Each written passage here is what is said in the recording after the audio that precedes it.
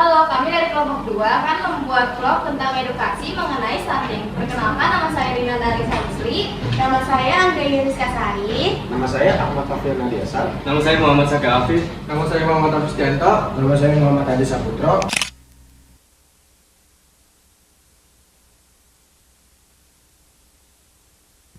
Stunting atau gangguan tumbuh kembang anak akibat kekurangan gizi kronis dan infeksi berulang masih banyak ditemukan di Indonesia.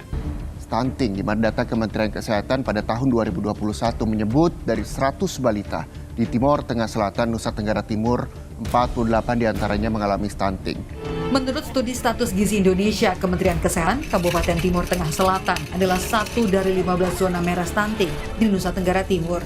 Ada data jumlah kasus stunting di Indonesia per tahun 2019 mencapai 27,67%.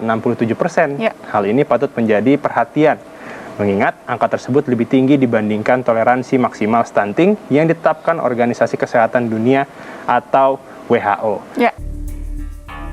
Banyak laporan kasus stunting datang dari wilayah perdesaan, dengan tingkat kemiskinan cenderung lebih tinggi dari area perkotaan. Tentang stunting, bagaimana kita mengenali dan juga bagaimana intervensi yang tepat guna. Seperti kita tahu, stunting menjadi masalah yang luar biasa dan kalau kita bisa lihat 2 tahun terakhir ini merupakan masalah yang diprioritaskan oleh pemerintah. Sebetulnya apa sih kepentingannya? Kalau kita lihat, bila orang stunting, maka ini paling tidak dalam 20 atau 30 tahun yang akan datang, maka anak-anak ini akan menjadi suatu generasi yang kita sebut bahwa dengan generasi dengan kualitas yang kurang baik. Oleh karena itu, perlu kita usahakan agar generasi ke depan ini menjadi semakin baik dan semakin unggul. Anak-anak Indonesia diharapkan menjadi generasi emas tahun 2045 sebagai dampak dari bonus demografi. Namun, data World Bank tahun 2020 menunjukkan bahwa prevalensi anak dengan stunting di Indonesia menempati urutan ke-115 dari 151 negara di dunia. Lantas apa penyebabnya dan bagaimana pengaruhnya terhadap masa depan pembangunan bangsa?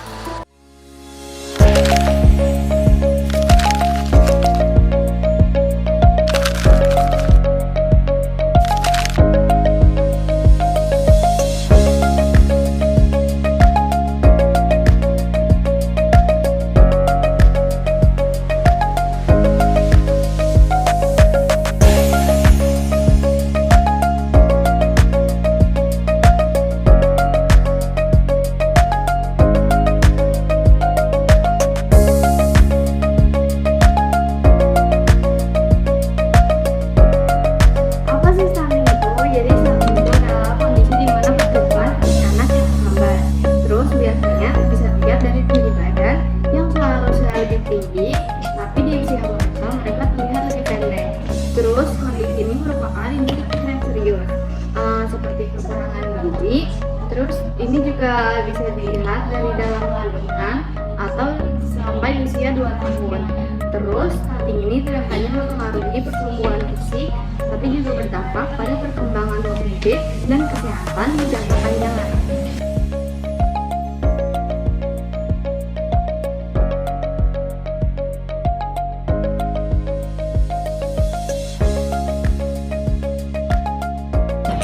Penyebab utama stunting adalah kekurangan nutrisi, karena nutrisi sangat penting untuk pertumbuhan seorang anak.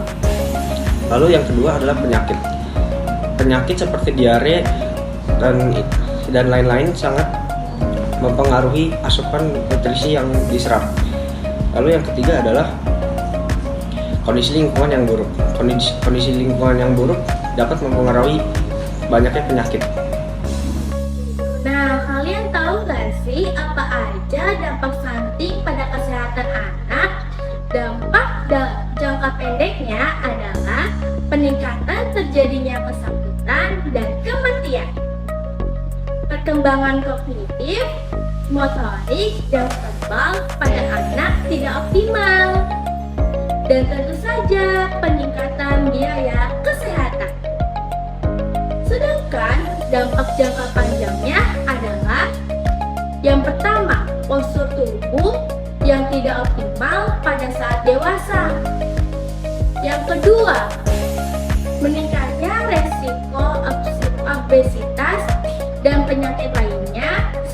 seperti diabetes, stroke, dan penyakit jantung. Kapasitas belajar yang tidak optimal pada masa sekolah. Yang terakhir, produktivitas kerja yang tidak optimal.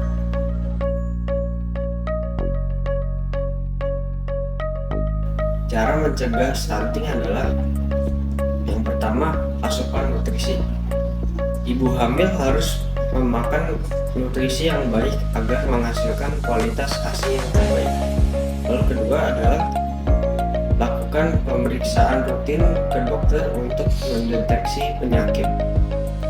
Lalu yang ketiga, edukasi gizi. Mengedukasi masyarakat tentang gizi sangatlah penting untuk menyeimbangkan gizi, lalu memilih makanan yang sehat. Yang keempat adalah komunitas. Libatkan komunitas untuk membantu menyebarkan cara mencegah stunting.